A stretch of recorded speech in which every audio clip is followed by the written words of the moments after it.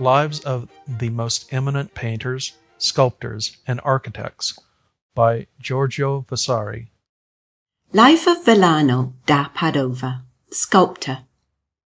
So great is the effect of counterfeiting anything with love and diligence, that very often, when the manner of any master of these our arts has been well imitated by those who take delight in his works, the imitation resembles the thing imitated so closely that no difference is discerned, save by those who have a sharpness of eye beyond the ordinary. And it rarely comes to pass that a loving disciple fails to learn, at least in great measure, the manner of his master. Vellano da Padova strove with so great diligence to counterfeit the manner and the method of Donato in sculpture, particularly in bronze, that in his native city of Padua he was left the heir to the excellence of the Florentine Donatello. And to this witness is borne by his works in the Santo, which nearly every man that has not a complete knowledge of the matter attributes to Donato, so that every day many are deceived, if they are not informed of the truth. This man then, fired by the great praise that he heard given to Donato, the sculptor of Florence, who was then working in Padua, and by a desire for those profits that come into the hands of good craftsmen through the excellence of their works, placed himself under Donato in order to learn sculpture, and devoted himself to it in such a manner that with the aid of so great a master he finally achieved his purpose. Wherefore, before Donatello had finished his works and departed from Padua, Vellano had made such great progress in the art that great expectations were already entertained about him, and he inspired such confidence in his master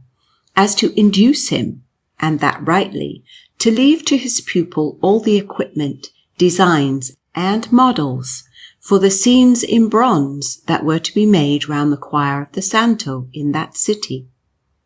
This was the reason why, when Donato departed, as had been said, the commission for the whole of that work was publicly given to Vellano in his native city, to his very great honour. Whereupon he made all the scenes in bronze that are on the outer side of the choir of the Santo, wherein, among others, there is the scene of Samson embracing the column and destroying the temple of the Philistines, in which one sees the fragments of the ruined building duly falling, and the death of so many people, not to mention a great diversity of attitudes among them as they die, some through the ruins and some through fear, and all this Vellano represented marvellously.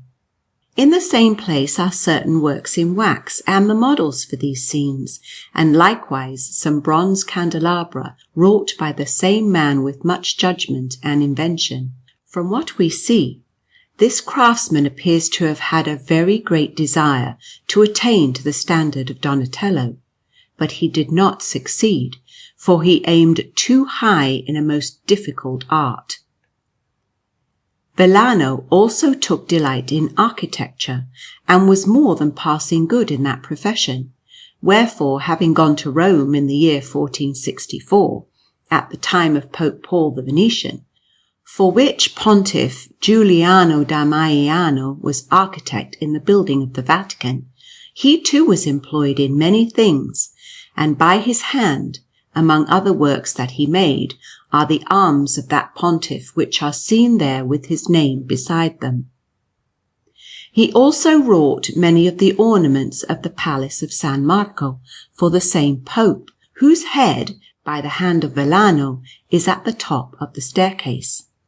For that building the same man designed a stupendous courtyard, with a commodious and elegant flight of steps, but the death of the pontiff intervened to hinder the completion of the whole. The while that he stayed in Rome, Vellano made many small things in marble and in bronze for the said pope, and for others,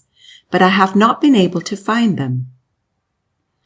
In Perugia the same master made a bronze statue larger than life, in which he portrayed the said pope from nature, seated in his pontifical robes, and at the foot of this he placed his name and the year when it was made. This figure is in a niche of several kinds of stone, wrought with much diligence, without the door of San Lorenzo, which is the Duomo of that city. The same man made many medals, some of which are still to be seen, particularly that of the aforesaid Pope, and those of Antonio Rossello of Arezzo and Battista Platina, both secretaries to that pontiff.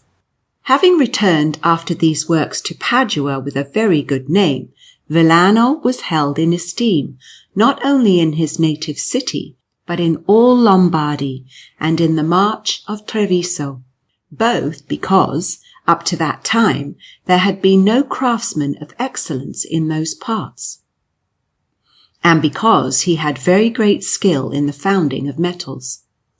Afterwards, when Vellano was already old, the Signoria of Venice determined to have an equestrian statue of Bartolomeo da Bergamo, made in bronze, and they allotted the horse to Andrea del Verrocchio of Florence, and the figure to Vellano. On hearing this, Andrea, who thought that the whole work should fall to him, knowing himself to be, as indeed he was, a better master than Vellano, flew into such a rage that he broke up and destroyed the whole model of the horse that he had already finished, and went off to Florence. But after a time, being recalled by the Signoria, who gave him the whole work to do, he returned once more to finish it, at which Vellano felt so much displeasure that he departed from Venice, without saying a word or expressing his resentment in any manner, and returned to Padua, where he afterwards lived in honour for the rest of his life, contenting himself with the works that he had made, and with being loved and honoured as he ever was in his native place. He died at the age of 92, and was buried in the Santo with that distinction which his Excellence, having honoured both himself and his country, had deserved.